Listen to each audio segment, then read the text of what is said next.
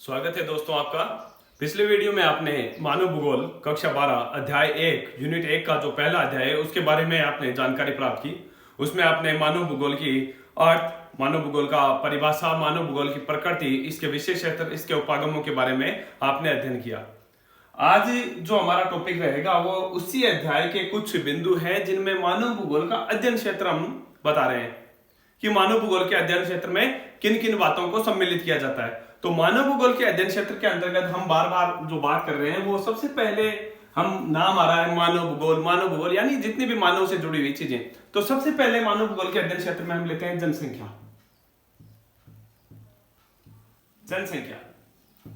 तो मानव भूगोल के अध्ययन क्षेत्र के लिए सबसे पहले जरूरी है किसी प्रदेश की जनसंख्या, उसके बारे में जानकारी, उस जनसंख्या का घनत्व, वितरण, जनसंख्या का प्रारूप, जनसंख्या परिवर्तन, जनसंख्या के परिवर्तन के जो कारण हैं उनका अध्ययन किया जाता है। इसके अलावा जनसंख्या का वितरण, कितने स्थानों पर कितने लोग रह रहे हैं, कितने कम ज्यादा स्थानों पर कितने कम लोग, इन सब का अध्ययन करते हैं। और इसके अलावा हम जनसंख्या जो वितरण की बात करते हैं, जनसंख्या वितरण के प्रारूप की बात करते हैं। इसके अंतर्गत हम देखते हैं जनसंख्या का अनुपात, जनसंख्या लिंग अनुपात के आधार पर, जनसंख्या नगरीय तथा ग्रामीण जनसंख्या का अध्ययन करते हैं, स्त्री पुरुष, बच्चे तथा क्रियाशील जनसंख्या।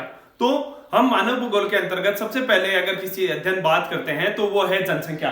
फिर जनसंख्या के बाद में हम लेते हैं प्राकृतिक संसाधन, किसी भी प्रदेश के प्राकृतिक संसाधन। तो संसाधन तो मनुष्य के काम में आने वाली वस्तुएं वो, और इन प्राकृतिक संसाधनों का उपयोग करते हुए मानव क्या करता है, सांस्कृतिक वातावरण का निर्माण करता है। तो इसके अंतर्गत मानव भूगोल के अंतर्गत हम सांस्कृतिक वातावरण का भी अध्ययन करते हैं। तो मानव भूगोल के अध्ययन क्षेत्र के अंतर्गत हम सबसे पहले जनसंख्या, प्राकृतिक संसाधन, सांस्कृतिक वातावरण और फिर मनुष्य उस वातावरण में अपने आप को समायोजित करता है, तो हम वातावरण समायोजन का भी अध्ययन इसी के अंतर्गत करते हैं।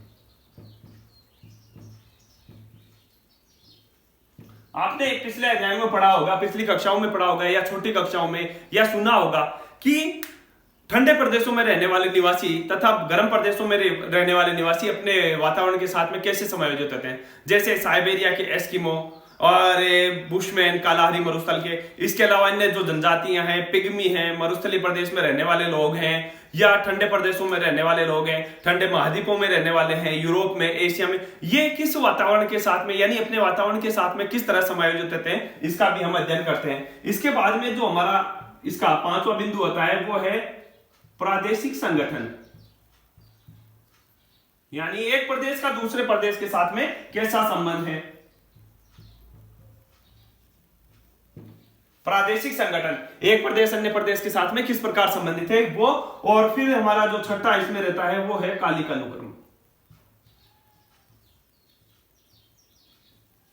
कालिक अनुक्रम यानी काल के साथ में इसकी जो इसके जो अध्ययन क्षेत्र है उसमें बदलाव आता है और अध्ययन क्षेत्र बढ़ता जाता है। तो ये मानव भूगोल के अध्ययन क्षेत्र के अंदर हम जो बातें अध्ययन करते हैं वो है सबसे पहले जनसंख्या, फिर प्राकृतिक संसाधन, फिर सांस्कृतिक वातावरण, वातावरण का समायोजन, प्रादेशिक संगठन और कालिक अनुक्रम। तो ये तो रहा मानव भूगोल का अध्ययन क्षेत्र।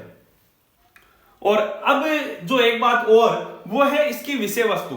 तो विषय वस्तु में हम क्या अध्ययन करते हैं, विषय वस्तु में आप देखें विषय वस्तु वो है हंटिंगटन महोदय, आपने नाम सुना है, हंटिंगटन महोदय के अनुसार हंटिंगटन महोदय ने इसकी विषय वस्तु के अंतर्गत तीन बातों को सम्मिलित किया है। सबसे पहले नंबर 1 पे इन्होंने लिया है प्राकृतिक वातावरण।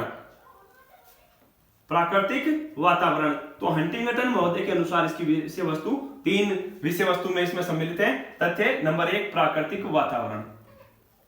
दूसरा इसका जो इनका जो तथ्य है इन्होंने लिया है वो है मानव वर्ग। मानव वर्ग यानी हंटिंगटन महोदय ने इसकी विषय वस्तु में जो दूसरा तथ्य माना मानव वर्ग। और नंबर तीसरा जो हमारा तथ्य है वो मानव क्रियाएं। तीसरा तथ्य है मानव क्रियाएं। और तो इस प्रकार हम देख सकते हैं कि मानव भूगोल की विषय वस्तु में ये तीन बातें सम्मिलित है। सबसे पहले प्राकृतिक वातावरण, नंबर दूसरा मानव वर्ग और नंबर तीसरा मानव क्रियाएं। तो ये हमारा पहली यूनिट का जो 2 नंबर की पहली यूनिट थी और एक ही अध्याय था इसमें, ये चैप्टर हमारा पूरा हो चुका है। नेक्स्ट वीडियो में आप यूनिट 2 और हमारा जो अध्याय 2 है जनसंख्या से संबंधित, उसके बारे में आपको जानकारी मैं दूंगा। और तब तक के लिए आप सभी का शुक्रिया।